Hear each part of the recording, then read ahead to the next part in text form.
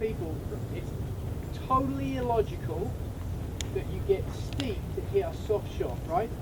But the reality is you want the club to fall on the ball. The rate the club is coming onto the ball, that's dollied up, that's cheating. But you want this club to almost fall onto the ball. So if you have the bounce right, you should be able to let the club just fall on the ball. That's what we're looking for. But when you have everything back here, and you're more this way, you better watch out, you want your hip, and you just do this. That straight away, looking at you, that would what I would say you might do. But go normal. Don't change anything yet. Do your thing.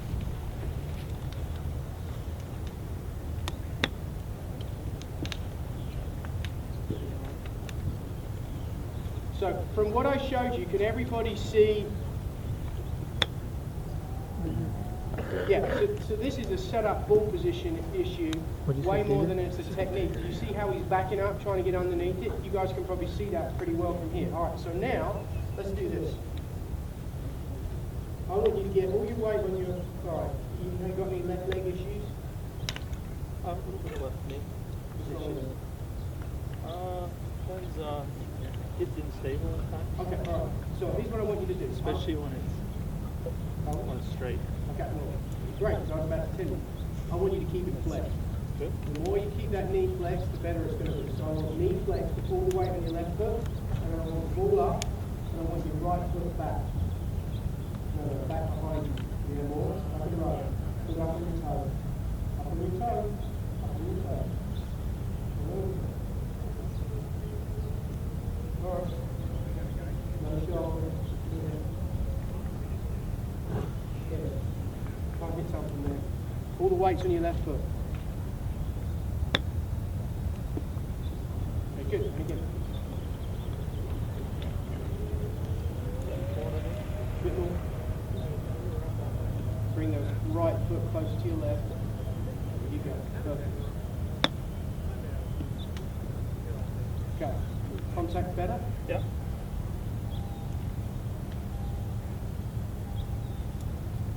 Now, get your head a little bit further forwards. Alright, now you see that sharp line? Yeah, way better. Now, roll the face on the way back and stop. Follow that. Perfect. Is that what you normally do? Okay. Do it again. Roll the face back. Okay, more. Roll the face back. Okay, good. Now, I want you to roll the face back like that. Okay. So, start again. Balls forward. Heads forward, weights left. I don't mind that sharply. Go back to the dress, but I want you to roll the crap out of it all like that and then it's forward on the ball. Okay? Go ahead. Okay? A little bit faster arms, techniques a little better. Come over here, it's a little flatter. Does that feel different to the ball? Yeah. Or no different?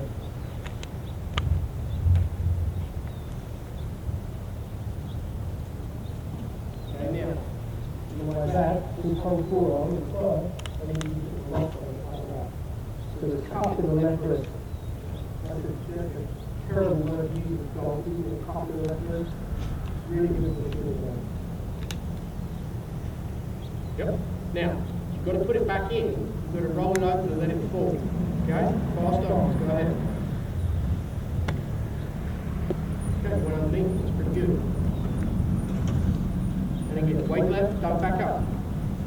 Roll the face over, put the lock on it, let the club forward. Premature. Keep the weight left. See how all this weight's on this foot? Most of the this plane.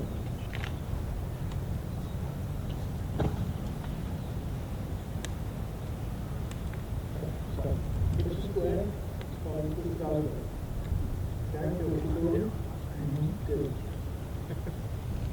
Yeah, now, come forward.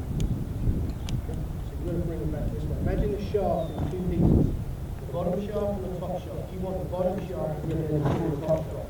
You roll the face and cut it. Yeah, that's right. You're going to release it back down underneath. Okay. Okay? So you've got to put the lock on to be able to release it. You're going to stay there. This way. Okay? So, face, lock on. This way. Roll the face. More again. it like a scoop? Some people like all that. Roll plane. Chest forward, everything stick. That's what's going to roll in place. It's also going to allow you to use the bounce. That would normally do. Great. Means we've got a chance. You all supposed to laugh at that. Okay. Yep. Just relax the arms, roll them, let them. It's okay for the club's head to overtake the hands. That's a really good thing as long as you stay left with your weight. Oh. A little different? Okay, that's fantastic. Do it again. Now you understand. You just use the bounce. Welcome to the bounce roll. Now it becomes a lot more important where the chest is and where your weight is, if you can use that technique. Okay? Better. Roll them off, and then it's way more of rolls, you put them locked on. Release the bottom of the shaft this way. So you're almost letting it slide under the ball. The reality is it's going to go here, this way, and it's probably going to come up. That's fine. Yep. But you have to be set up, and you have to have an opposite. If you do it this way, you do a lap, we're here, and you do it here. Okay, good.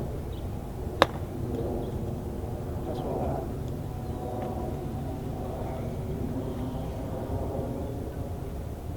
Roll up. Get weight left. Right foot close to the left. Hips are square, shoulders are open.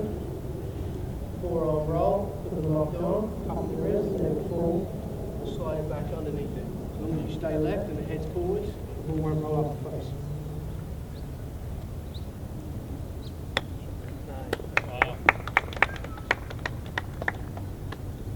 So you think you can do that again? Yeah.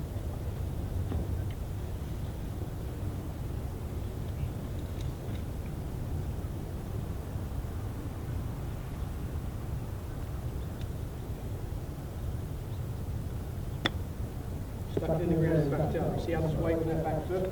So ideally, I would like you to practice, as long as it doesn't hurt your left knee, get a bit more flex in it. It's okay, it's fine to do this. Totally no problem at all. I could feel that my arm didn't do it this time, so let's... If you don't expose the bounce, and you keep the dig, you're going to do this every time. The goal is to work this way. In a minute, I'm going to show you the bump with an 8-iron. It's the best way to practice. If you can get people to understand that this is totally counterintuitive to what they do, and rolling the face is a great thing, using the bounce, now all of a sudden they have a chance to get the ball where they want it to go. Stay left. That was high and tight.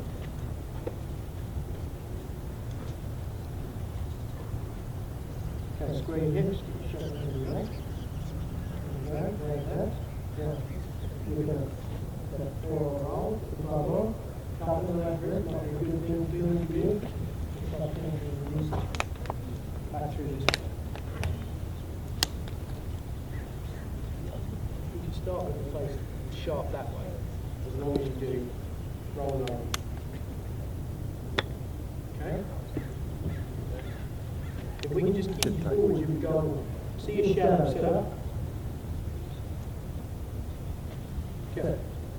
Hit some shots, keeping that ball and your head in the middle of that ball. Good. Hear the difference?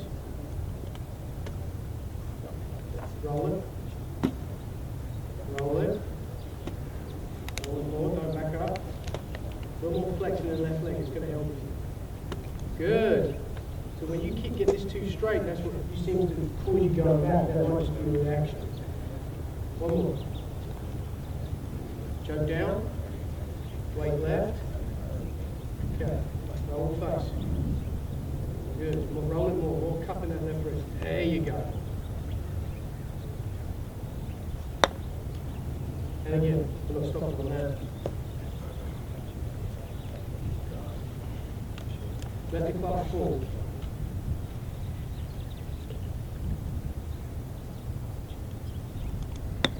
Beautiful. So I think a lot of times when you try and force the club down quickly, you've got to let it fall. You've loaded it up, there's no power in it, just let it fall. And it seems really slow and lazy, that's how you're going to get good contact. For you, the more you can work here, maintain left knee flex. You can actually get more mobility by keeping this knee flexed. There's something called the screw down phenomenon with the knee, and when you get to this way, you actually limit how much mobility you get out of the knee. By keeping it flexed, you'll get some more, and it'll take strain off of it. So I would keep it a little more like that. That's how Harrington, a lot of people play Harrington's a great chips like that. Won't hurt you, but it'll also make it easier to keep on to this. Big on that. All right, let me show you. You got it. Thanks, Tim. Let's go in a bunker here.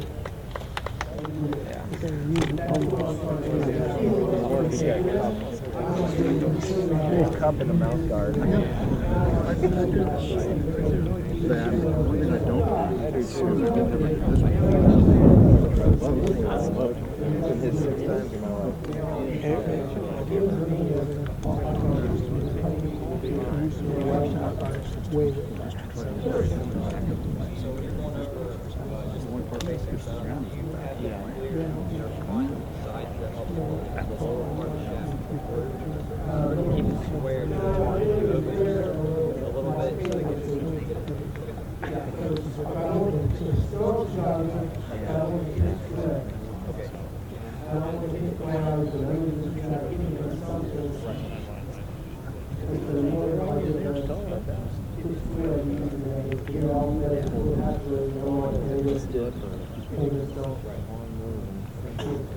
Any other questions?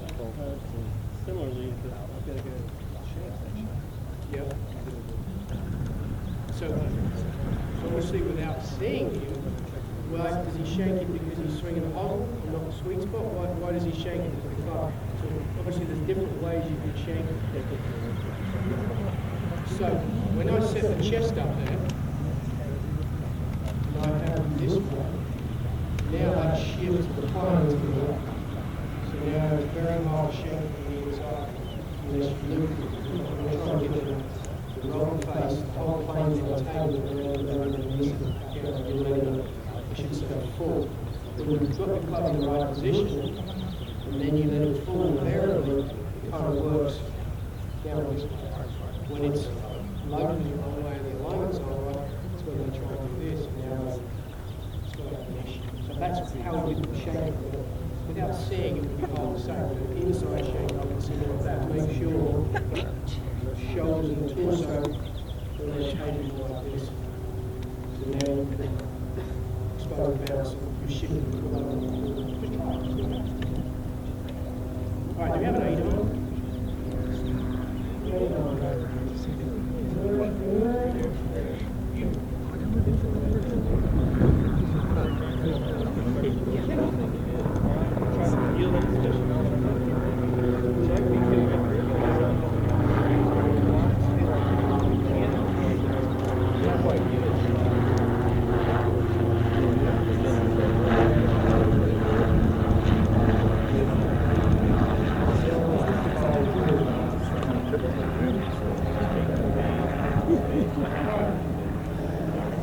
Coming that way.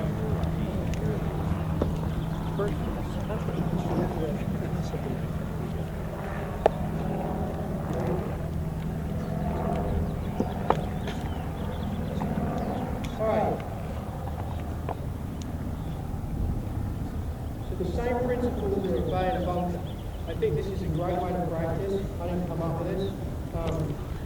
But by using the balance in the bunker, this allows you to get an understanding of what you need to do. Most people in the bunker, they're going to get close, they're going to get steep, they're going to use the club at the wrong point. They don't get, there's not enough speed and they're not using the bottom of the shaft this way or bounce. If you use an 8 iron, if you don't use the bounce, you just dig into this, the thing's not going to come out with any lock. If you can get the weight left, like you move the chip shot, your shaft back and you get further away from it, and you roll it like this way, things should come out pretty soft and a little fat. That's a really easy technique, the way you get people to learn to use the bounce in the bunker. So carrying quite far enough. So the lower I get, the more I get down here, he counted English guy and he's talking with the butterfly grip in the hands and turn this way. It's quite a good technique to do here. You're basically just letting the face roll and you're letting the club slide. But if you can get people to use this technique when you use a 60, it's much easier. But most people find this hard. So my setting was so good because you would be able to get a lot of the club when you get the hand down and towards you and the shaft back, you can use the bounce pretty easily. But this is where I teach people to hit long shots, especially people that are struggling, because if they can understand how to do this, when I pick that club up for a 60, very, very easy to happen. How many people teach long shots like this now? Anyone already do this? Yes or no? No. Not with an 8 iron. Anyone, yes. You have a lot of success with it? Absolutely. But again, it's just like the finesse wedges. I'm setting up steep. I'm going to have a slightly wider stance. My weight's left, my chest is forward. But wherever my chest is where the bottom of the arc is in. And then I've got the shaft down by low here, and I'm rolling the face, trying to put the bounce on, so I can go underneath this. If I have a blade one, this one heel digs a little bit, it makes it a little bit easier, or something that's slightly better line. So hopefully that's relative to the club someone's using. Okay, so now, there's not a lot of speed there, and that's coming out pretty easily, yeah? So now, same technique as what we got for nose. Up here, now you know that means you're sliding right underneath. Then people are never going to get stuck in the bottom again. So, weight left, here, roll the face, let the club forward.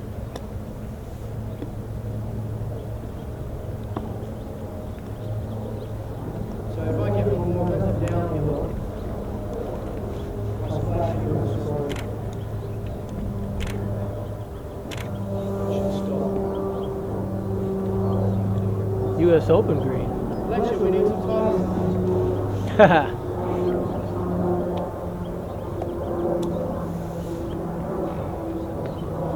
These are all coming out.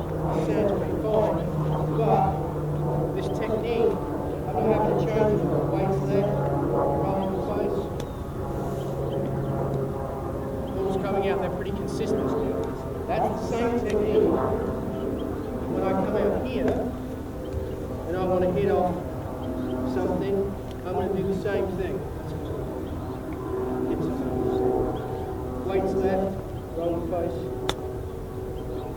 But I'm using the same technique all the way around here. I'm just going to change the release point. Are there more balls over here still? Are they way back there? Here goes me. Here you go, it's fine, I'll go over here. So, that's not going to be any different if I'm here. If you like that, I'm still trying to use the bounce. How much lower where I hold the club, I think that choking down is pretty significant. The more you can get down on the shaft, the easier it is. But I'm still, even on these short shots, I'm still using the same technique. Try and control what I'm doing. The bounce is my friend. I'm just trying to use the same shot. Now I want to go a little further. I want to choke up or I want to increase the speed. So there's no difference to the technique I was using with the bone shots and the fast wedges. It's just a shorter version of it. Weights left. Chest, contact point, body point. Twist the square. Hang your feet, twist the spine. Now, I want to do that in the air, I might get further away from it. So now I'm laying the shaft down, legs down, slightly close the stance, the hand apart from the one side. Now I can get more underneath. But the weight's still on here. The weight's not back. Most people who struggle with the high soft shot, they put the weight back. They end up doing that. And I've got the release point going on here, now, up down, and you might look like it's going to dig, right, just let it go underneath. It's all the bridge with the same setup and the same type of shot. Weights the angle feet, pitch square, pitch square. Want to send the glass and spin, I get a little closer, it's going to hit. I want to send it higher, and what you have to do is get further away, it's going to set here. And it's finished. Okay.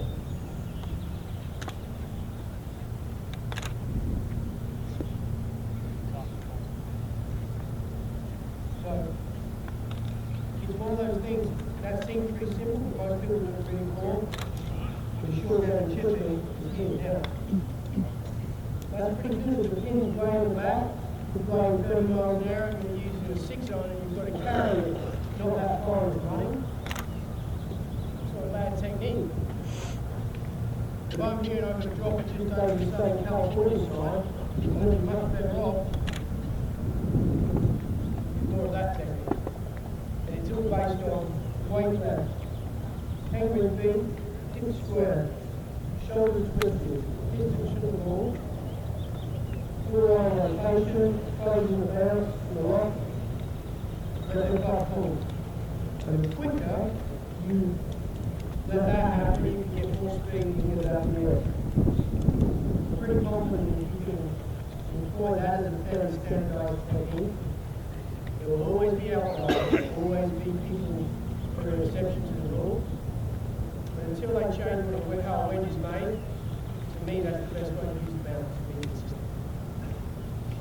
Any questions on that? If they know how to use it, it's a good thing. Most of the time, most people have no concept of how to use it. And then you don't need a whole lot.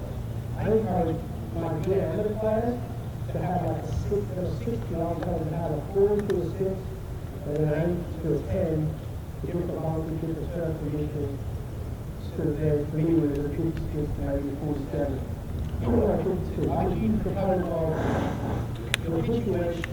Most people would be much better off with a wedge that was like this, pitching wedge, like a 48, 46, 47, a 52 like this, 54 like this, and a 60 versus those cow's foot looking things that most sets now have. To me, you're basically treating the symptoms of the tools. Most people suck with these clubs because they don't know how to use it. To me, this is like a surgeon's scalpel. Surgeon's tools are great, they're precision.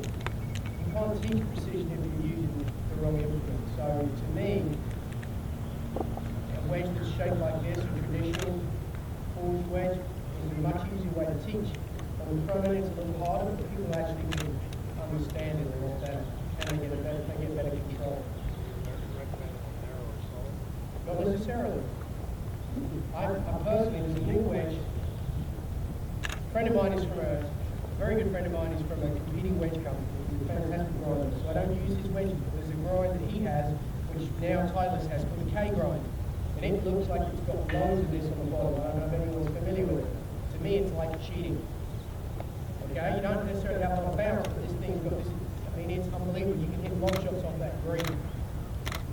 So I'm not necessarily advocating it for yourself. It's just because of the injury. If someone's a real hand grinder and a lot bigger, you probably need something with a bevel leading edge, or everyone's familiar with that. That's when they bevel the edge off, so the leading edge is away. That's an easier way to play. And then they may be better with around, more around the style. So it just depends. I wouldn't necessarily say. Just shift the ball position around the line. So here you're going to get rid of the slide forward. That's going to change strongly at this point. It's all about managing where the angle is and trying to understand what I'm going to do relative to that. But if you have the ball with the baseline more up, so it gets by you shift it back a little bit. People struggle seeing the lines up and down. So if your baseline back here, now we have a real problem with this angle orientation. Absolutely, move backward and move it up gracefully. But when you play more up here, and this is your contact point, you have way more control.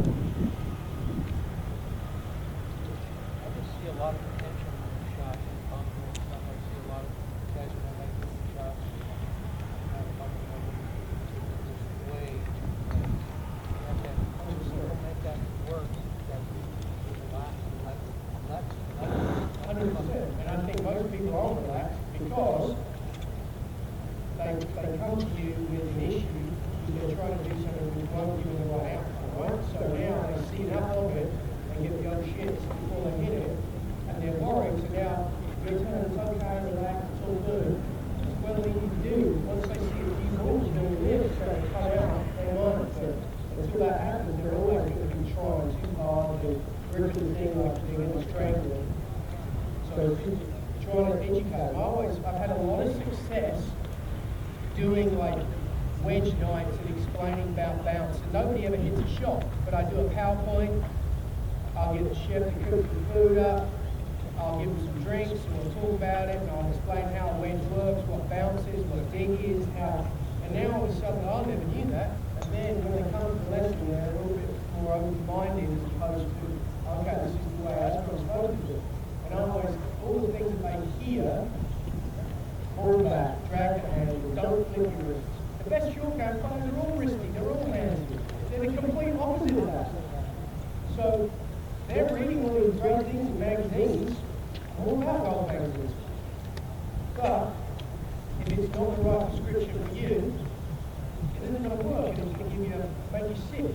It's the best way to start it. Right? Any other questions on that?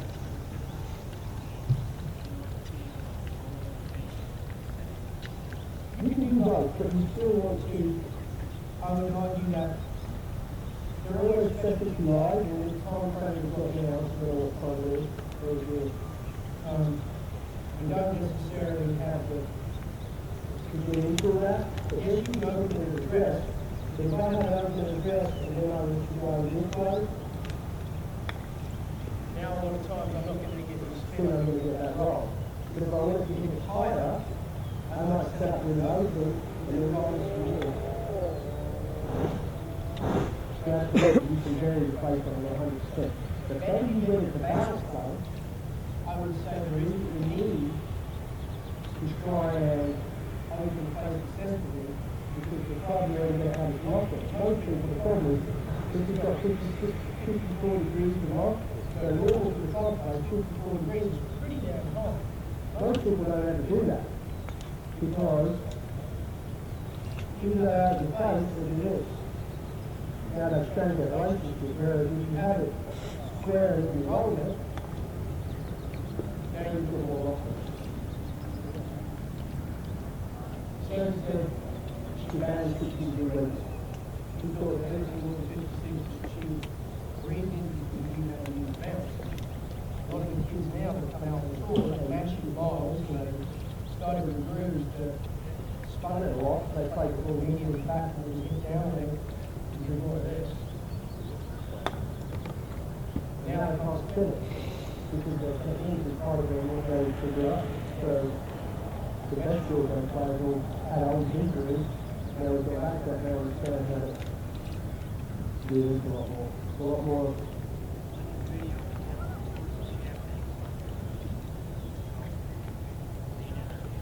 I was pretty much, as you come in here, I was saying, well, at one point I want to back up playing out pretty much to stand shot.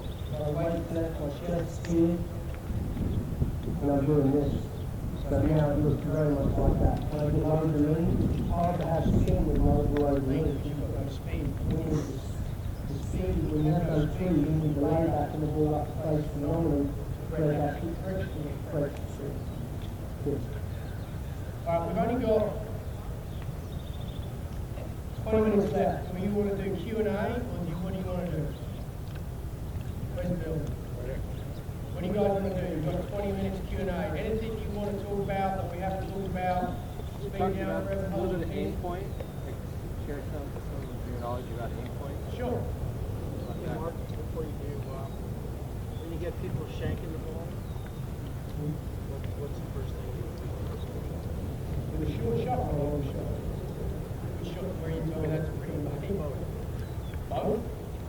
Generally, most people don't, how we say the grip gets a little weak in their perception of where the swing throws is completely off. My first thing when we go to grip, I'm not necessarily going to change it, I'm just going to be aware of it. Distance from the ball, where they're too far or too close, and then you have perception of where the hand is relative to that. That changes those relationships. That's generally where I'm going to go. Most people get the club, the grip off, and they start doing this, the subject goes on, and that's sort of hold on the speed space, where they try to catch up. The more they do this, whether it's this way or here, that's, you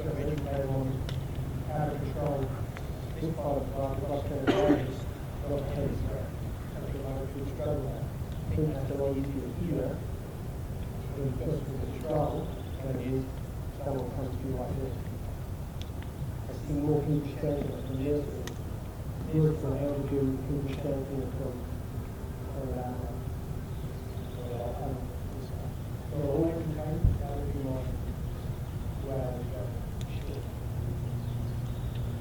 Yes? I'm going to put a putter grip on one club. What club would you recommend that I put it on? Really good question. I like 7 irons, and I like 54 or 56 degree wedges. Those would be the two clubs. Now, I also like a driver, which you do not style with a driver. We have major problems with style with a driver. But it's a great short game tool as well. So for a short game as well, the question on the shank, if someone's got a shank, I'm giving them a flat grip club, or I'm giving them a stronger club. So I'm going to try and get that hand action either way more of this, or way less of this, or if they're doing this, I always understand where square is. That flat edge is huge, so 7 iron or a sandwich. Thank you. Definitely, if you're going to use a sandwich, use a sandwich, don't use a cow's foot. Like a game improvement, there's no, I just don't think it helps. They can get away with ducking and dropping it. Good?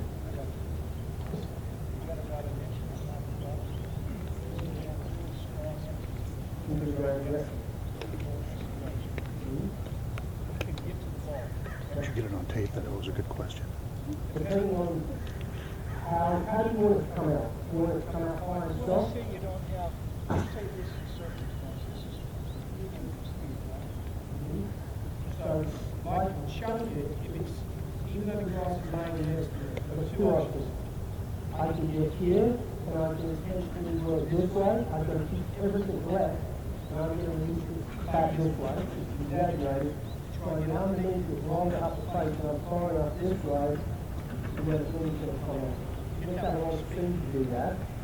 The alternative is I'm going to get here, and I'm going to intentionally push it down this way, do that. Depending on how accessible it is, the other alternative might be, if I can get the car on the hole, I'm going to go right to the floor and I'm going to drop it in my back pocket and loop it and try and push it up this way. So I'm sliding right underneath it. So I'm going intentionally here, this way, and so I go here, it goes up and it's almost like pushing the back. But, if I'm going to depends how, if it's sitting way down, I might pass the bump shot. Yeah, so that's what this is for. If you use this, I'm grabbing the draw and go on. What's that? I end up digging another guy. But I'm sure you don't use enough of this. If I'm this way, this part of the problem I'm using. I'm using more of the back or more of the front. And that whole, what's your arm on the floor somewhere? But if I go more back to the car, that's hitting that here. That's no way that's going to grab it. You're going to try into it. You're going this way. That is only that's going to give you a wrist over the leg. Main point? Yeah. What's happening here? Perhaps it's scattered. Okay. The time it takes the ball to go down there. So, what would we call this?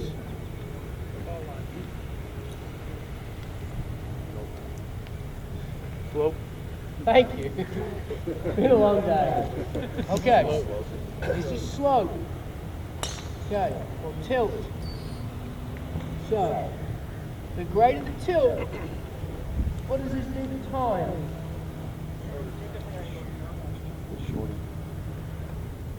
This putt, what's going to happen in my increases to this pattern? Faster and faster. So the putt's going to take longer because then I'm not going to hit it as hard, is that correct? So there's more time, the longer the putt, the more time. Now, watch this. The reason I start with this,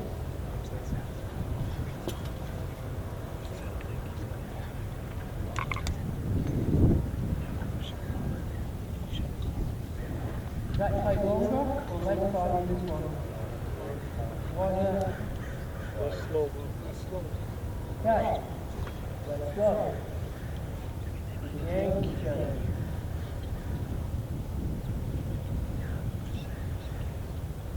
I still go downhill, but it's not. The slope, that's huge. The greater the slope, percentage, the more effect there is on the putt. Now, time, which is measured on distance, a 20-footer versus a 10-footer, which one takes longer, assuming they're both the same putt? So if there is more time, what can happen more? More tilt. Tilt and time, which is affected by slope. Now those are all measurable facts. So what happens when we go to the golf course every day? We're at a nice country club. What's posted in the locker room? Green speed. Green speed. Or you can have a stint reading. So if you know the green speed, and you know the slope percentage where the hole is cut, now all of a sudden you have the tilt, you've got an angle, which I'm going to show you a little bit of, and as long as you know where the slope direction is and where you are relative to that, now all of a sudden you have the tools necessary to be able to make a best guess, because it is a best guess, but it's math-based best guess, on how much a ball is going to break. So if we imagine, I'm going to say,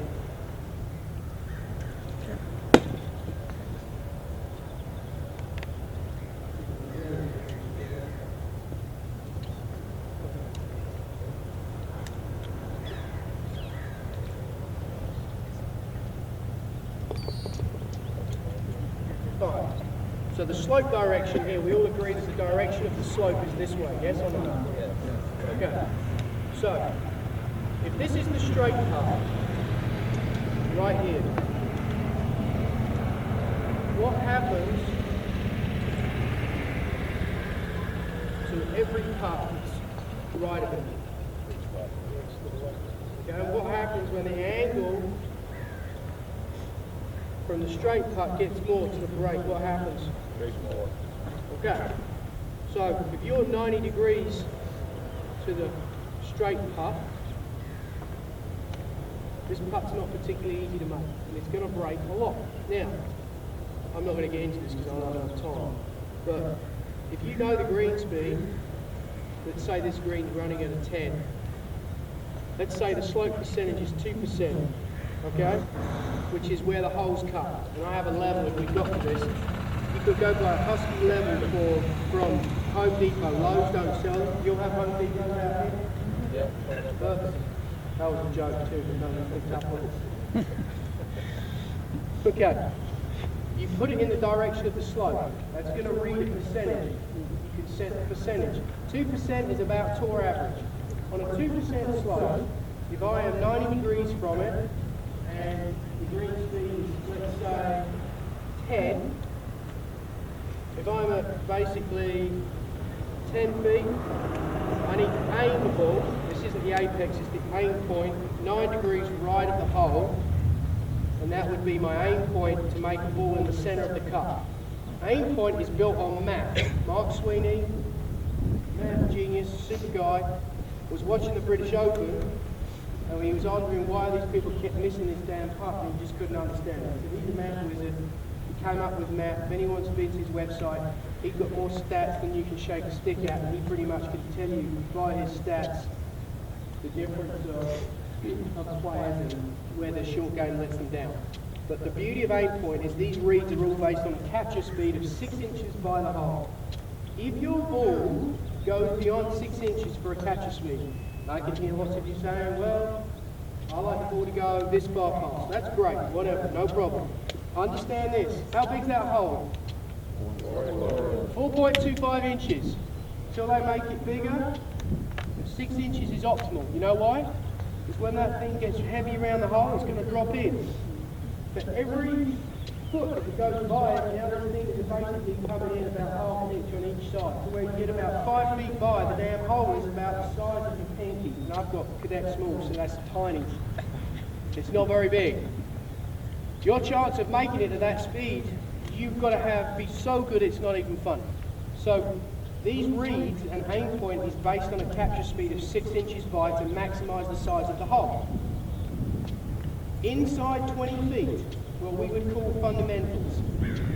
On a planar green, which is one high side, one low side, this is pretty much like cheating. And the beauty of it is you can practice it anywhere. If the green speed's 10, you're 10 feet from the hole and you're 90 degrees from the straight putt, it's going to break 9 inches whether you're in Australia, LA or Alabama. You practice that, you've seen that putt before. Now hopefully your course management and your iron game is such, and all the wonderful shots you've learned today, sarcasm, you're not going to leave yourself pin high right to this putt, which would be a disaster. So pin high, people talk about it, sometimes it's the worst place possible to be. Now, perhaps my favourite nuance with this is this.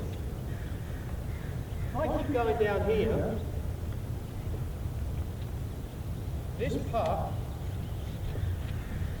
versus this putt, I know if I'm in line with the slope, and I'm going to show you how to feel the slope in a minute too, but versus here, I know that putt's not going to break very much. So the green is pretty flat. Okay, so the average slope is 1 to 2%. There can't be any more now.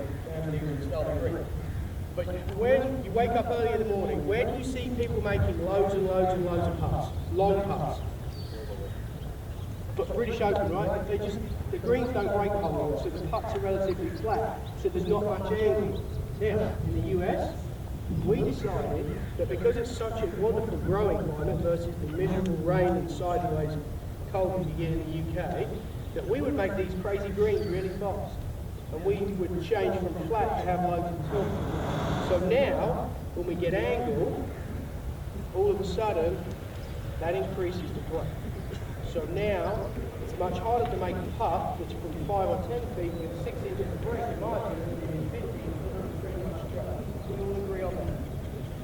Okay, so if you know what the capture speed is, the whole premise of this, if you understand where the slope direction is, if you know the stem, and if you know where your angle is in orientation to that, all of a sudden now you're good to go. Grain always grows which way? Setting sun's hocus pocus. It grows down bloody hill. Downhill. There's a thing, either Newton was wrong or damn gravity happens. Everything's going to go downhill. So grain's going to grow this way. So once you understand the slope direction, where you are relative to the slope in the angle, that's going to figure out what the tilt is. Now you just read it off. So let's say, let's say 1 more. This is what's called the midpoint read. Let's come back here 1 second. I'm going to finish up with this. How far do we think this green is? Somebody make an educated guess. 9? Alright, watch out. Alright, so the slope direction is here, right? Pretty much this way, yes? So, this is within the rules. This is a midpoint read. I'm going to come up to below my putt, the low point, the midpoint of this putt. Here. How far do we think this putt is? About 10, 12 feet? Or we think it's 12? How far? 10. Let's go 10. Slope direction is, this is where the slope direction is. Where's my ball relative to straight? So I put this chart. I'm going to say here I am, I could get my putter, I'm going to twist where I am here straight. How many degrees is my ball off of that? It's kind of about 45.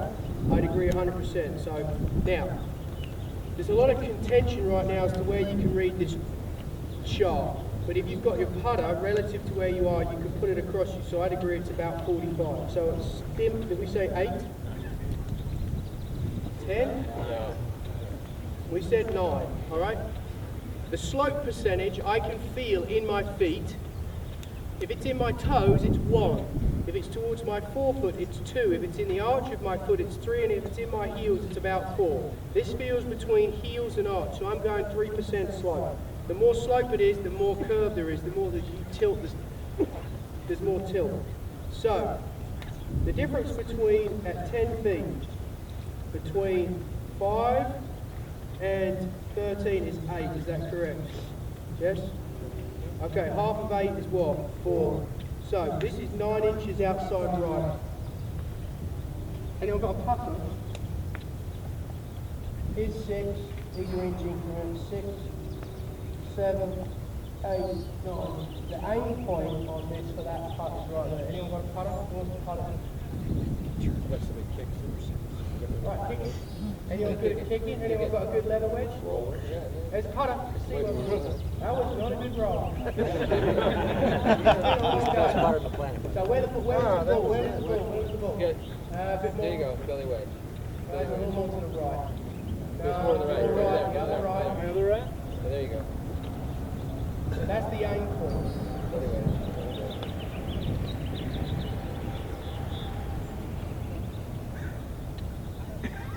So, Pretty close. Yeah. yeah, he's not where the break is, and we don't know the greens. So that was pretty close, right? The whole premise is the basis of this. If you understand the slope, the tilt, and the angle you are on the hole, and the straight putt, now you can make an educated guess. I would have to think that particularly on planers, crowns and saddles work the same. Inside 20 feet, unless there's some type of crazy bearing thing there, there's plenty of nuances in the way you can subtract and add and make up things. It's a very good way to practice with nothing else. People actually start to see that once they understand their capture speed is 6 inches by, which is this, now all of a sudden they have a really good chance of making more putts because the forwards have a chance of falling into the high side or the low side as opposed to going way away. Most people's speed control is terrible. You can practice speed 2 ways. It takes about 1 second for a ball to roll 5 feet on about a 9 or 10 spin. It takes 4 seconds to roll 20 feet. You can learn to practice distance control by either understanding distance and paces or by time. 2 different ways to do it. The longer the putt, the more time there is for tilt to affect it, which is why downhill putts break so damn much, because they effectively are way, way slower because you're allowing for the slope. Uphill putts take less time because you're hitting it harder to make up for the uphill where they break.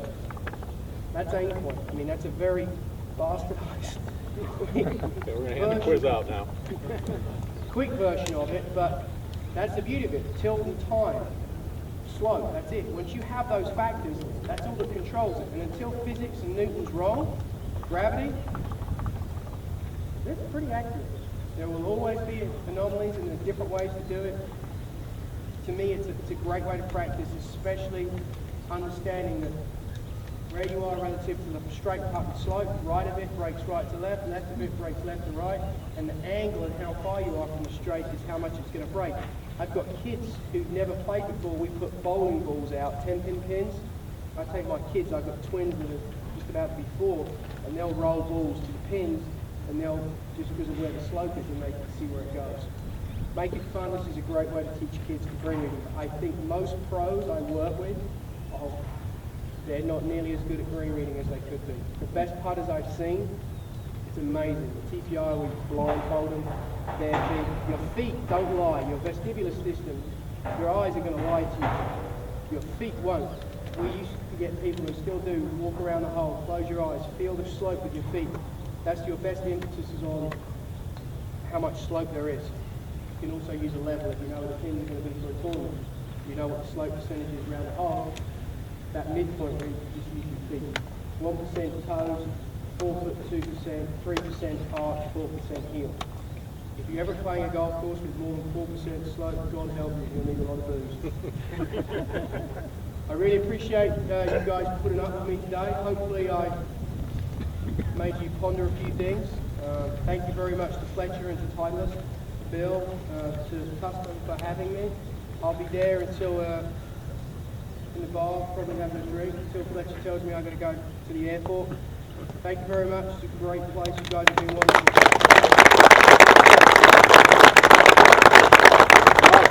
Thank you so much to you. Points, people, please fill out the surveys that we're going to send you later this week. Number 1, Number 2, don't forget there's a Smart Flex reception with cocktails and hors d'oeuvres.